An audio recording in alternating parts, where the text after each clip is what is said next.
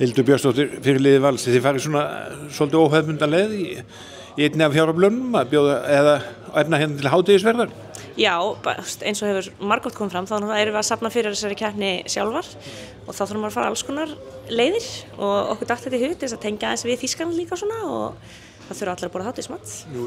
Og hérna, en þetta er eina er svona leiðunum, það er margt sem við þurfum að fara, þetta er dýrt.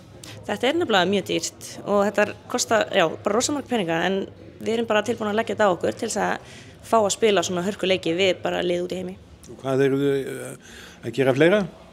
Við erum bara að selja alls konar varning og svo erum við að hjálpa til hérna við veislur í húsinu að undirbúa þær og taka niður og bara alls konar sem okkur dettur í hug sko.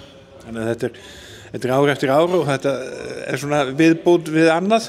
Já, þetta er alveg auka álag, við viðkennum það alveg sko, en bara þetta er bara eitthvað sem við viljum gera og þá bara þarf maður að leggja þetta á sig.